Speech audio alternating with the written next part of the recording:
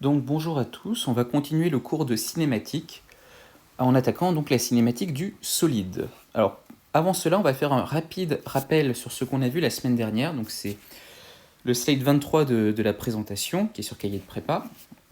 Donc on a défini la notion de vecteur position. Et pour rappel, concernant les vecteurs position, on doit toujours les définir par rapport à une origine. Donc là par exemple, si j'ai mon repère O0, X0, Y0, Z0, j'ai mon point M ici, je vais pouvoir définir donc mon vecteur OM, O0M, pardon, qui va bien me donner la position du point M par rapport au repère R0, par rapport à l'origine du repère R0.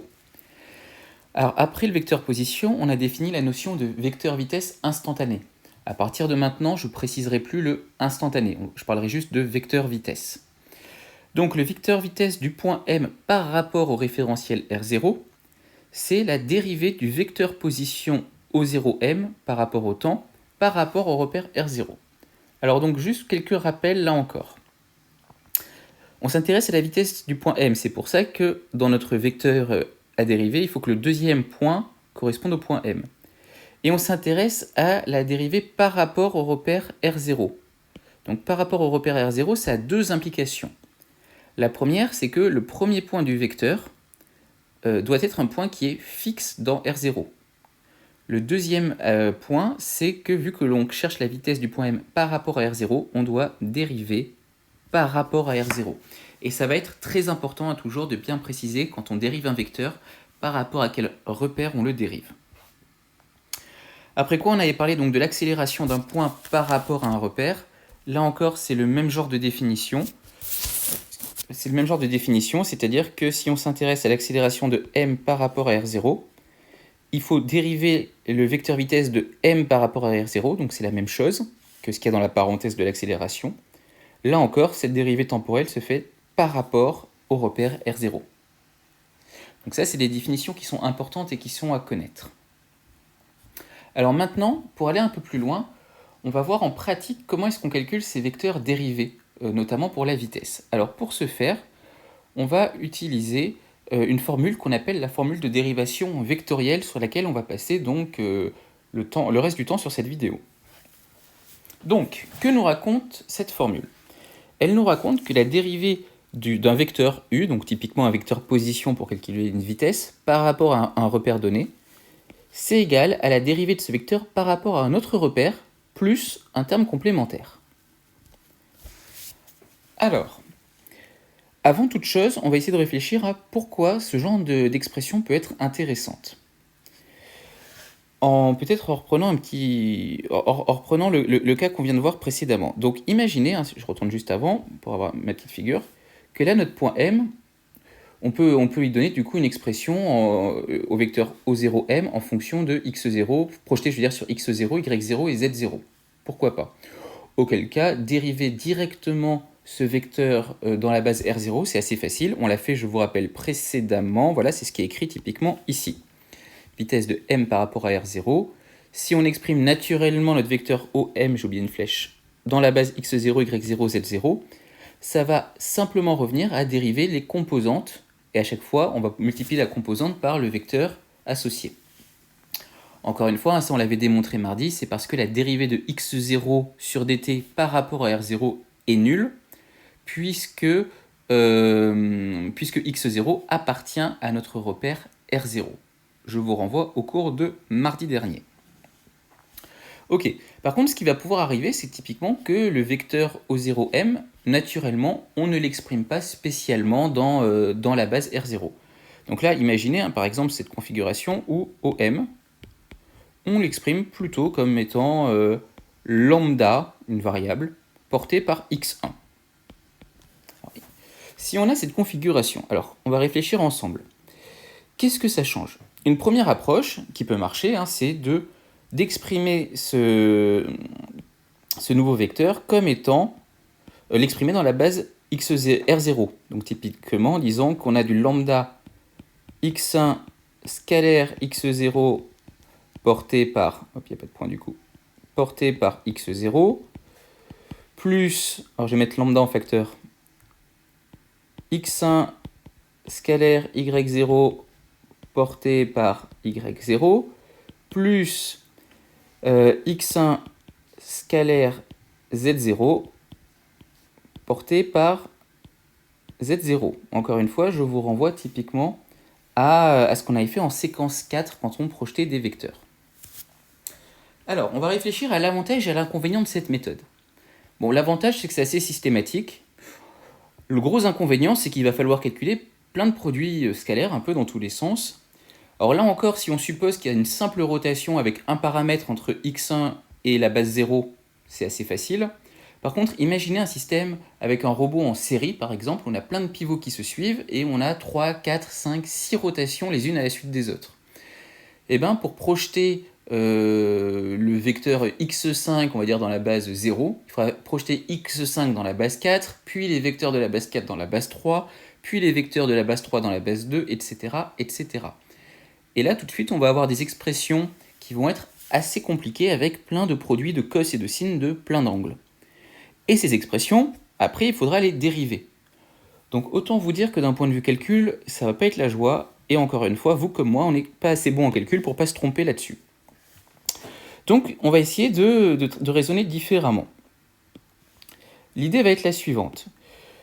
Vu que nous, ce qu'on cherche, si on cherche la vitesse du point M par rapport à R0, ça va être la dérivée de OM sur dt par rapport à R0, ben ça serait quand même assez sympa, sachant que OM s'exprime naturellement dans la base x1, si on pouvait plutôt travailler avec une dérivée dans la base R1.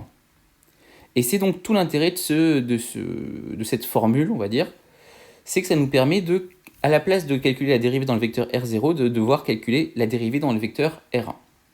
Bon, ça c'est le pourquoi de la formule. Alors maintenant on va réfléchir un peu plus dans le détail à ce qu'elle cache. On va s'intéresser au terme complémentaire. Donc dans le terme complémentaire, si on regarde un peu, on a un vecteur oméga dont on va reparler juste après, petit chapeau dont on va reparler, U. Alors on va commencer par U, c'est le plus facile. Ce vecteur-là, c'est le vecteur dont on cherche la dérivée.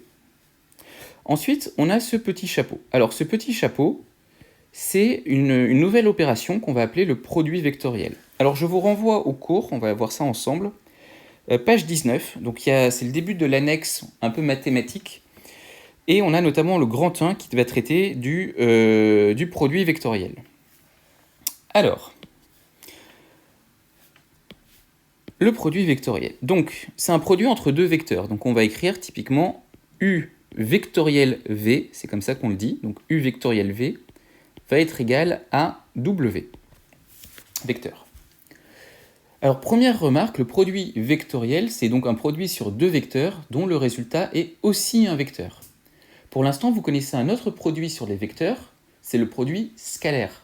Mais le résultat d'un produit scalaire est un scalaire. Donc attention, là, il ne faudra pas oublier la flèche sur le W. Donc, vu que c'est un vecteur, il va falloir définir trois choses, sa direction, son sens et sa norme. Et on va réfléchir à ça ensemble. Alors, imaginons là nos deux vecteurs U et V. Donc, je vais par exemple dessiner U comme ceci, et V comme cela. Alors, on va commencer par la direction. Là, on a deux possibilités. Soit les vecteurs U et V sont collinéaires, on va le traiter un petit peu à part et on en reparlera après, soit les vecteurs U et V, comme c'est le cas ici, ne sont pas collinéaires. Auquel cas, si on raisonne dans l'espace, ils vont former la base d'un plan. Donc U et V, c'est la base d'un plan. Et donc ce plan va pouvoir caractériser sa normale. Donc si je m'amuse à tracer la normale à U et V, je vais avoir par exemple quelque chose qui va ressembler, on va dire, à... Je vais la faire verticale. Quelque chose qui va ressembler à ça, par exemple. Donc en étant bien conscient ici que j'ai un angle droit avec U et un angle droit avec V. Ça correspond à la normale au plan UV dans l'espace. Donc ça va nous donner la direction du vecteur W. Maintenant, une fois qu'on a donné la direction, on va essayer de trouver le sens. Alors pour le sens, il faut que UVW forme une base directe. UVW, c'est ça. Alors si vous reprenez ce qu'on avait fait en séquence 4, c'est exactement la même idée. Ça veut dire que si on numérote U, V et W dans ce sens-là. Donc U vectoriel V égale W. On donne le numéro 1 à U, le numéro 2 à V et le numéro 3 à W. Si vous posez votre pouce sur le vecteur U, votre index sur le vecteur V, ça va vous donner le sens du vecteur W. Alors, je vous laisse essayer de le faire. Et normalement, vous trouvez, du coup, avec votre pouce dans cette direction et votre index dans cette direction, que votre majeur est bien vers le haut. Donc ça me donne le sens du vecteur W. Il ne reste plus qu'à en connaître la norme. Alors pour la norme, c'est la première ligne. La norme du vecteur W, ça va être le produit des normes de U et de V, multiplié par le sinus de l'angle de U vers V. Donc là, typiquement, je peux définir mon angle θ. Et je vais avoir du coup au final un vecteur W qui va être vers le haut. Hop, ici. Et de norme, donc ce qui est écrit ici, hein, donc norme de U fois norme de V fois sinus de l'angle. Voilà, donc ça c'est ce qu'il faut connaître, c'est vraiment la définition du produit vectoriel. À partir de cette définition, on peut mettre en évidence plusieurs propriétés, dont là je vais vous présenter les 3 qui nous intéressent tout particulièrement. La première, c'est l'anticommutativité. Ça veut dire quoi? Ça veut dire que U vectoriel V, c'est moins V vectoriel U. Alors ça, c'est assez évident. Si on repart de l'expression qui est ici, et que j'écris maintenant V vectoriel U. Alors V vectoriel U est égal à... Alors on va commencer par la direction. La direction, U et V définissent toujours le même plan, que je commence par V ou que je commence par U. Donc j'ai bien la même direction. Maintenant, en termes de sens, là cette fois-ci, si je pose mon pouce sur V et... Alors je vais le faire plutôt en orange, excusez-moi en vert pour le sens. Si je pose mon pouce sur V et mon index sur U, là je vais essayer de le faire et vous allez voir que cette fois-ci, vous allez avoir un vecteur maintenant qui va vers le bas. Et après, en termes de normes, donc je vous rappelle qu'une norme c'est nécessairement positif, hein, donc là c'est même plutôt, on va dire, valeur absolue du sinus, si on raisonne juste en termes de normes. En termes de normes, l'angle en valeur absolue, il aura toujours le même sinus. Donc du coup, j'ai bien la même expression. Donc il y a juste le sens du vecteur qui va changer. Et je trouve bien du coup moins W. Donc ça, c'est pour l'anticommutativité. C'est une propriété qu'on utilisera quand même extrêmement souvent. Alors ensuite, le produit vectoriel, c'est un produit. Donc comme tout produit, il vérifie la propriété de distributivité, comme le produit scalaire par exemple. Donc là, il n'y a pas grand-chose de plus à rajouter. Dernier point, il y a plusieurs cas où ce produit vectoriel va être nul. Alors on peut tous les retrouver à partir de l'expression de la norme. Alors à quelles conditions la norme de W est nulle? La norme de W est nulle au choix si la norme de U est égale à 0, ou la norme de V est égale à 0, ou le sinus de l'angle entre U et V est égal à 0. Alors norme de U et norme de V, ça veut juste dire que si l'un des vecteurs est nul, alors on va bien avoir comme résultat du produit vectoriel vecteur nul. Et si, pour que le sinus entre U et V soit nul, en fait il est nécessaire que U et V soient collinéaires. Donc là on vient de voir les 3 cas possibles où notre résultat va s'annuler. Soit l'un des vecteurs est nul, soit les deux vecteurs sont collinéaires.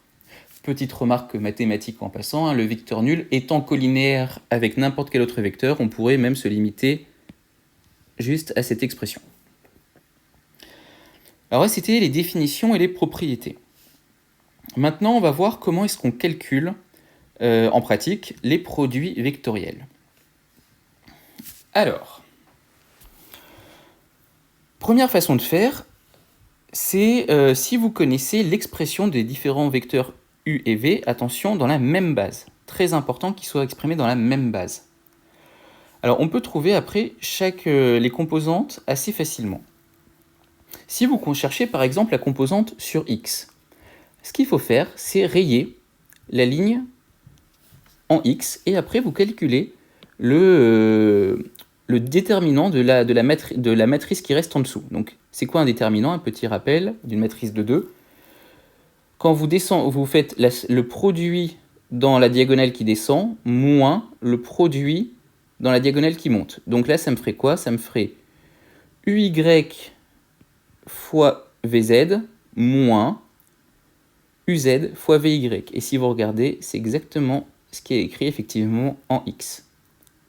Donc ça, c'est pour déterminer l'expression suivant x. On peut faire la même chose maintenant pour déterminer les expressions suivant y et z. Alors pour y, même méthode, je raye la ligne en y. Là, du coup, je suis en train de chercher cette ligne. Donc il me reste une matrice qui est un peu définie par morceaux, là, avec ux, vx sur la première ligne et uz, vz sur la deuxième ligne. Donc là, pareil, si je cherche le déterminant, qu'est-ce que ça va me donner? Ça va me donner ux, vz moins uz, vx. Et si vous regardez, ux, vz... Oui, c'est ça. Hop, il y a une bêtise dans le poly. Attendez une demi-seconde. J'ai marqué une bêtise dans le poly. Tiens.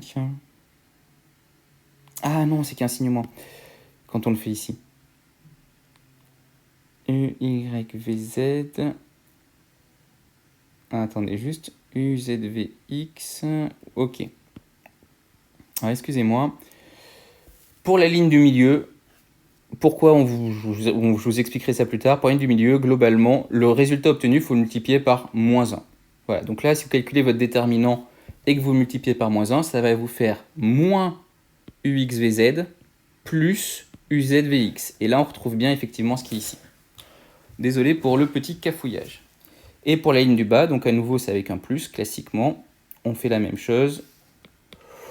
On raye la ligne du haut. Et là, si je calcule le déterminant, ça va me faire du UYVZ moins UZVY. Et c'est normalement ce qui a marqué ici. Alors, bon, ça c'est la façon de calculer un produit scalaire, vectoriel, quand on a tous les vecteurs exprimés dans la même base.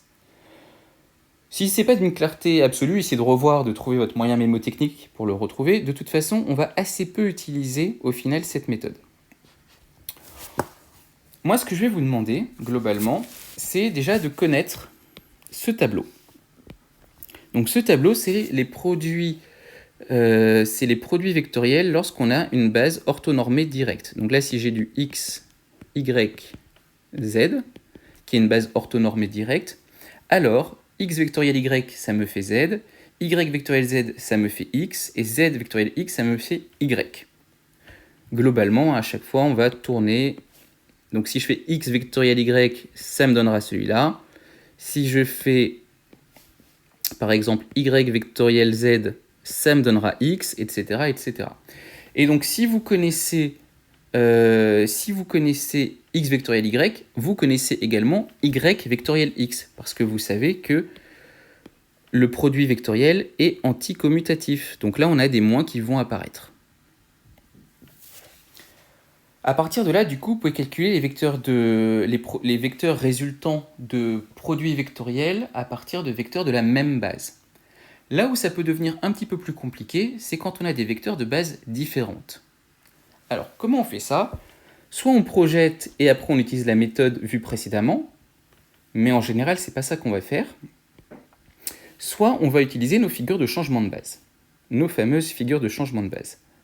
Alors,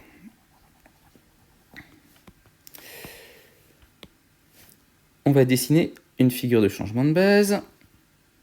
Donc je vous rappelle, pendant que je la dessine, qu'il ne faut pas oublier, là ça va devenir vraiment important, le vecteur qui sort de la feuille. Et il faut représenter l'angle petit et positif. Donc là, je présume que je tourne par exemple autour de z0 qui va être égal à z1. J'ai mon vecteur x0 qui va devenir x1 et y0 qui va devenir y1. Alors, on va traiter un petit peu tous les cas pour voir si vous avez bien suivi. Premier cas, qu'est-ce qui se passe si j'ai x0, produit vectoriel x0? Alors, x0 et x0 sont deux vecteurs qui sont égaux, donc ils sont nécessairement collinéaires. Par conséquent, le résultat, ce sera le vecteur nul. Attention, le résultat, c'est vecteur nul, c'est pas 0. Je vous rappelle que le résultat d'un produit vectoriel est un vecteur. Ensuite, si on a par exemple z0 vectoriel y0, Alors là, qu'est-ce qu'on a? On a deux vecteurs qui sont pas collinéaires, mais qui sont de la même base. Donc là, je vous renvoie à votre petit tableau qu'il faudra globalement connaître. Sinon, vous pouvez poser vos mains sur la figure de changement de base. Si vous posez votre pouce sur Z0 et votre index sur Y0, normalement votre majeur, de la main droite toujours, va être suivant moins x0. Donc encore une fois, quand on a des vecteurs dans la même base, c'est assez facile. Ce sera soit le vecteur nul si c'est deux fois le même vecteur, soit l'un des autres vecteurs avec potentiellement un signe moins. Là, il faut donc soit utiliser sa main droite, soit bien connaître son petit tableau, ou les deux. Maintenant, qu'est-ce qui se passe si je calcule, par exemple, alors je déborde un peu, x0, produit vectoriel x1. Alors, on va réfléchir ensemble. On va commencer par la direction du vecteur. Donc, on cherche un résultat qui est à la fois orthogonal à x0 et orthogonal à x1. Donc, vu que x0 et x1 sont deux vecteurs qui sont dans le plan de ma figure de changement de base, le seul vecteur qui sort, c'est z0 ou z1, c'est la même chose. Donc déjà, je sais que je suis porté par z0.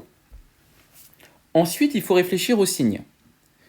Donc, si je pose mon pouce sur x0 et si je pose mon index sur x1, normalement, le majeur, il doit sortir de votre écran. Donc, je suis suivant plus z0. Maintenant, il reste la question de la norme. Donc, pour la norme, je vous rappelle, c'est norme du premier vecteur fois norme du second vecteur fois le sinus de l'angle entre les deux. Alors, le truc, c'est que là, on travaille avec une base qui a le bon goût d'être orthonormée. Vu qu'elle est normée, les vecteurs x0 et x1 ont pour norme 1, donc il reste juste le terme en sinus entre x0 et x1.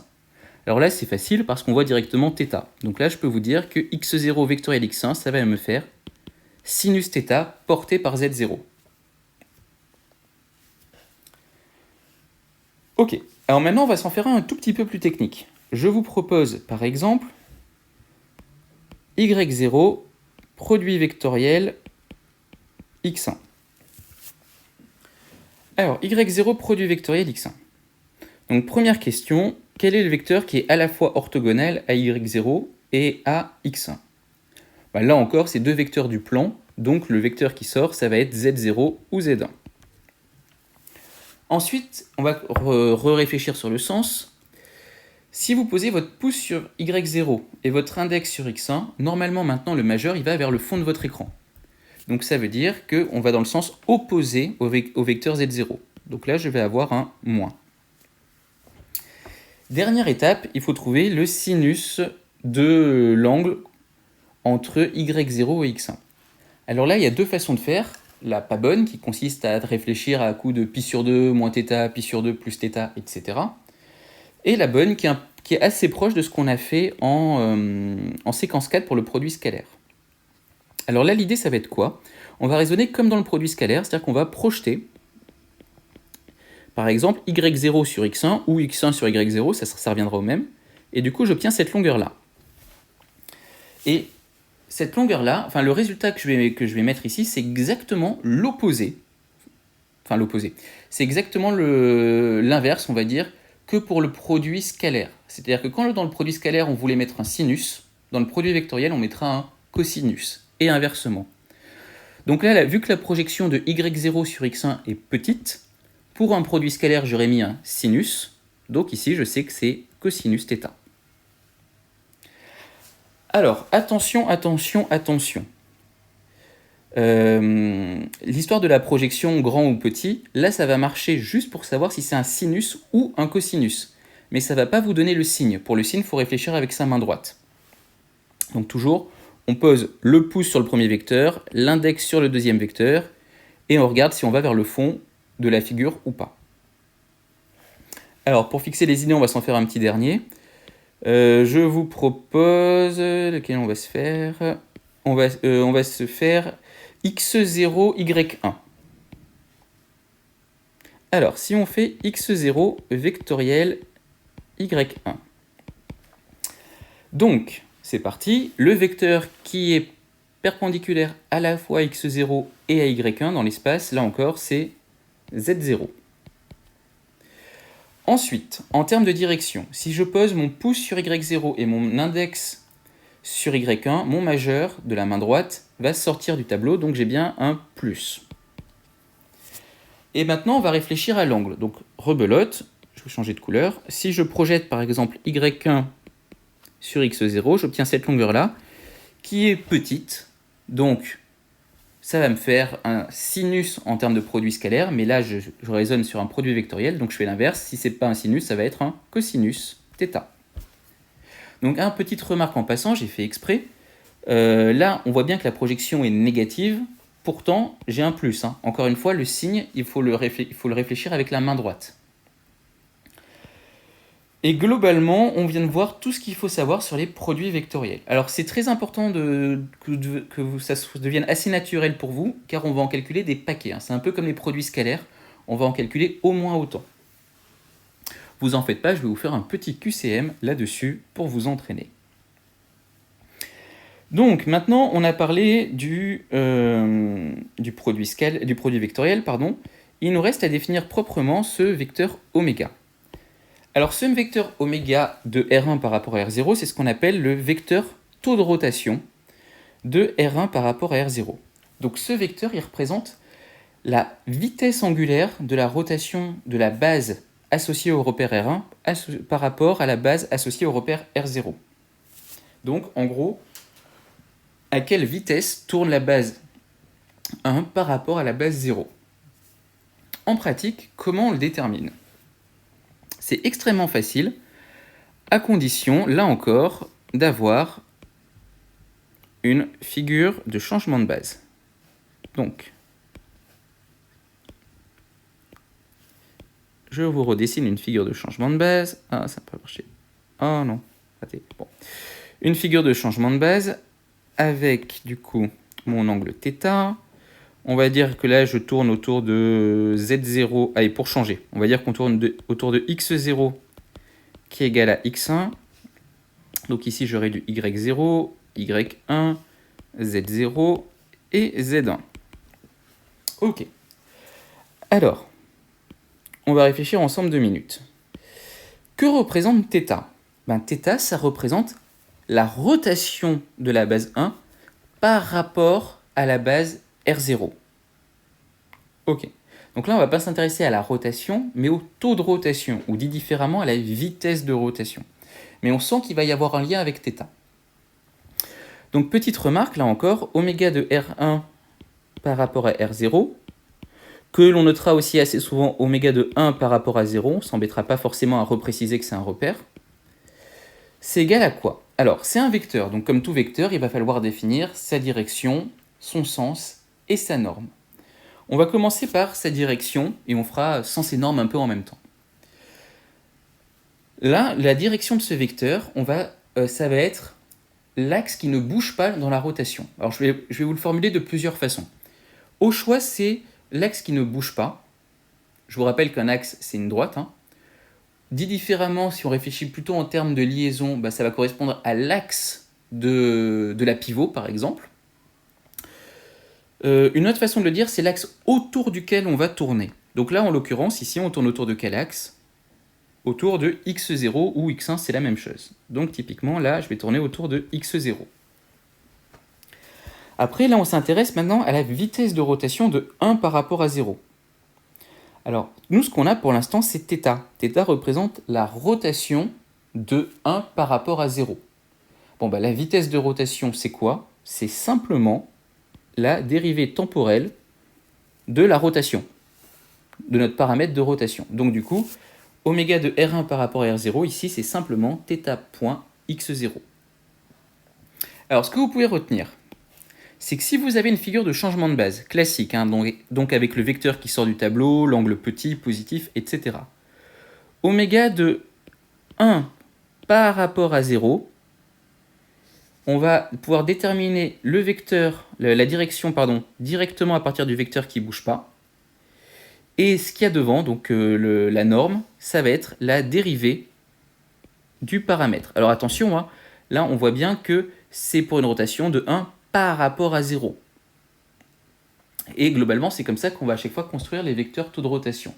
Donc là encore, j'insiste toujours, les figures de changement de base, c'est super important. Ça, c'est comme ça qu'on le construit. Petite remarque en passant, il y a la fin du poly, là, un peu après la fin du cours, un peu après la partie sur le produit vectoriel, la justification de l'existence et la démonstration de la formule de la dérivée vectorielle et du vecteur oméga. Lisez-le si ça vous amuse, mais ça m'intéresse pas. Je vais être honnête avec vous. Ce que je veux, c'est que vous compreniez la formule et que vous sachiez l'appliquer. Ok, alors ça, on va revenir dessus après. On va commencer par continuer un petit peu à parler de ce vecteur taux de rotation et de ses propriétés. Alors, premier point. Là, on s'intéresse donc au vecteur taux de rotation du Villebrequin par rapport au Carter. Alors, pour rappel, le Villebrequin, c'est la pièce en rouge, et le Carter, c'est la pièce en grise. En gris. Donc, première étape pour déterminer le vecteur taux de rotation.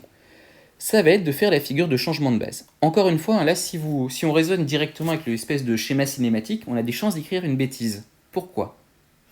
Parce que l'angle, là, ici, il est représenté comment ? Petit, mais négatif.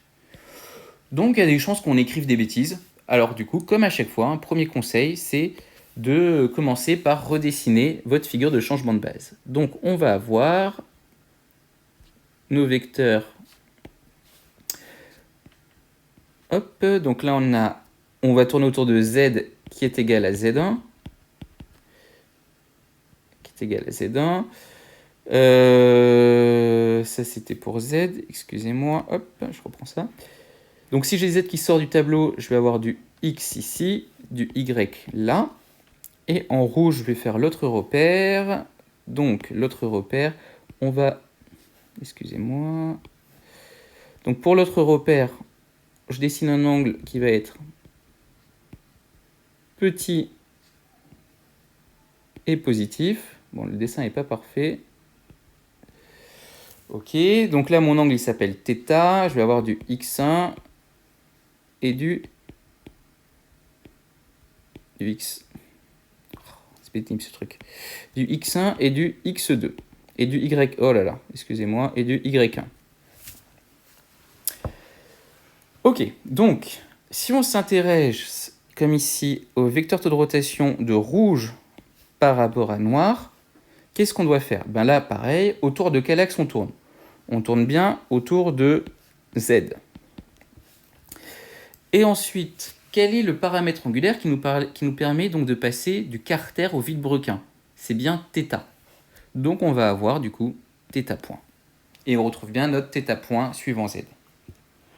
Encore une fois, je vous rappelle que oméga de rouge par rapport à noir, je vais le faire en couleur, ça correspond à cette figure, c'est-à-dire à la figure où la référence par rapport à laquelle je travaille, elle ne bouge pas dans ma figure de changement de base. Ok, donc là, c'était le calcul du vecteur taux de rotation. Alors maintenant, on va voir quelques propriétés importantes de ce vecteur. Premièrement, c'est un vecteur qui est antisymétrique. Ça veut dire quoi ? Ça veut dire que oméga de R1 par rapport à R0, c'est moins oméga de R0 par rapport à R1. Alors là encore, c'est assez logique. Deux explications, on va se faire une explication à la main, un peu physicienne, et une explication un tout petit peu plus formelle. Pour l'explication avec les mains, imaginez que, je ne sais pas si vous êtes actuellement assis sur une chaise de bureau à roulettes, notamment qui peut tourner sur elle-même. Alors je vous invite, en faisant attention à ce qu'il y a autour de vous, à essayer de tourner. Et vous allez voir le monde défiler dans un sens. Un observateur extérieur qui vous regarde vous verra tourner dans l'autre sens. C'est juste ça. Ça, c'était l'explication un peu avec les mains. D'un point de vue un tout petit peu plus formel, si je retrace très rapidement ma figure de changement de base qu'on a étudiée précédemment. Donc en rouge, j'avais la base associée au Villebrequin et en noir, la base associée au Carter. Et j'avais un angle ici qui valait θ.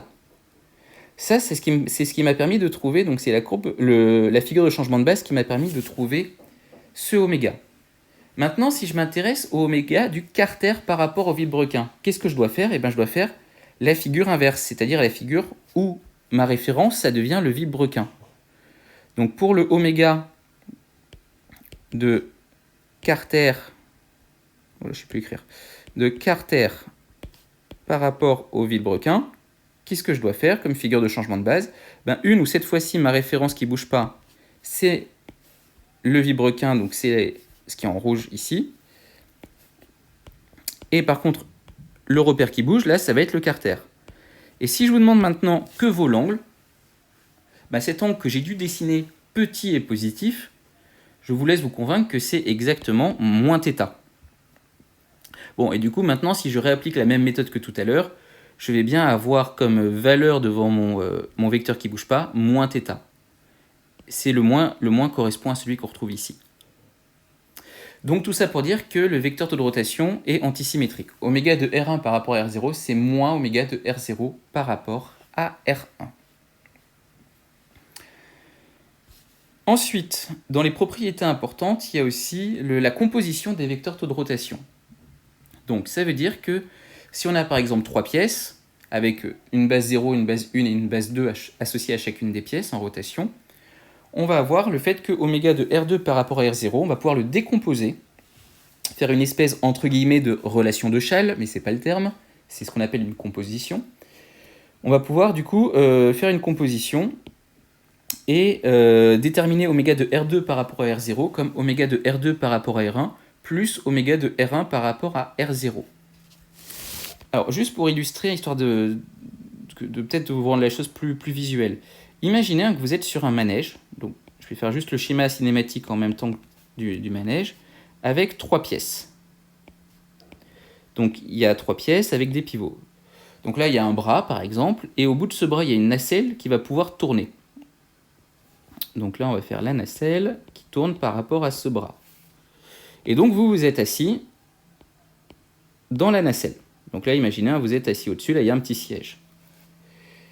Donc si la pièce bleue tourne par rapport à la pièce rouge, et si la pièce rouge tourne par rapport à la pièce noire, qui est la référence, on va dire que c'est le sol,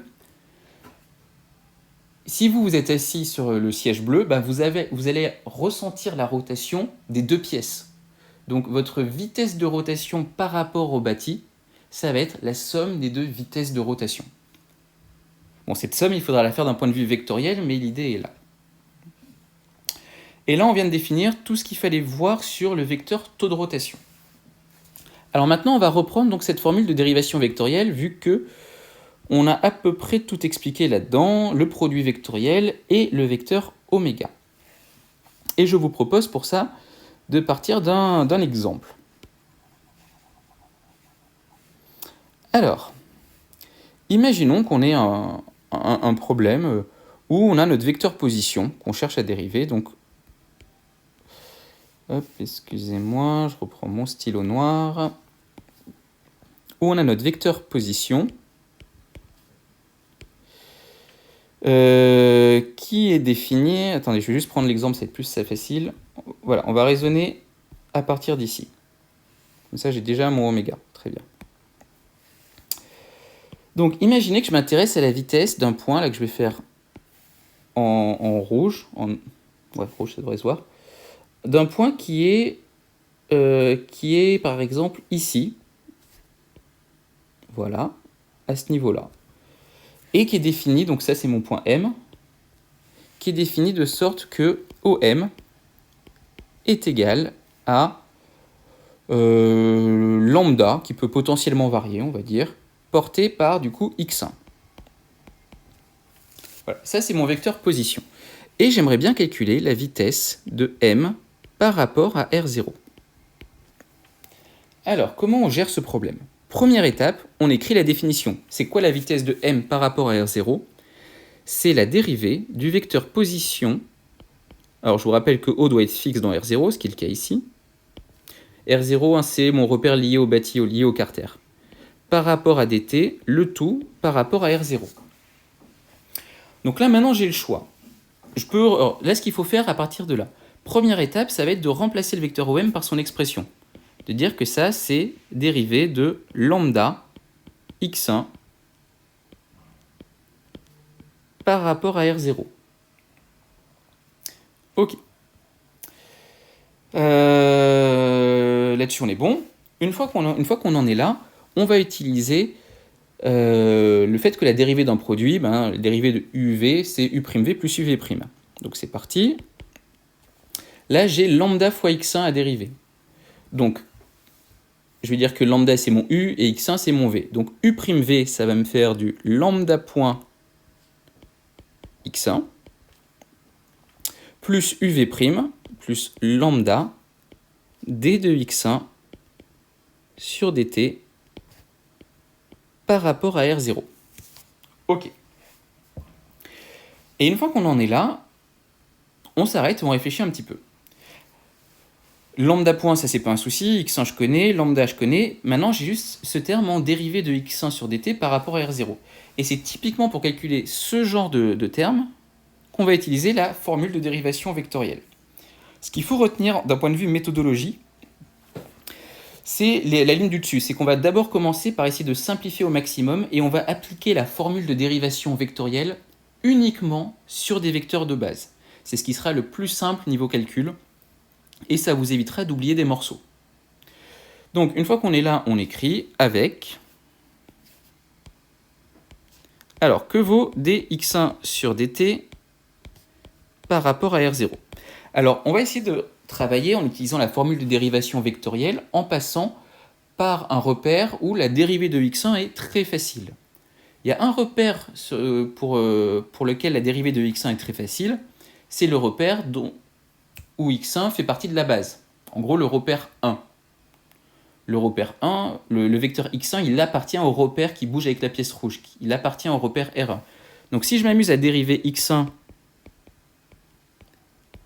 par rapport au repère R1, ça va être assez facile. Là, je sais directement que cette dérivée, elle va être égale à vecteur nul. Attention, un vecteur nul, c'est pas 0, c'est vecteur nul. Ok, j'applique la suite de la formule. Il va me rester oméga de R1 par rapport à R0, vectoriel, le vecteur que je voulais dériver, à savoir x1. Donc, il me reste à calculer plus que ce produit vectoriel. Le oméga de R1 par rapport à R0, je l'ai déjà calculé précédemment. C'est mon θ point z. Et du coup, je me retrouve simplement à devoir calculer... Alors, attendez, je vais me faire un tout petit peu de place. Un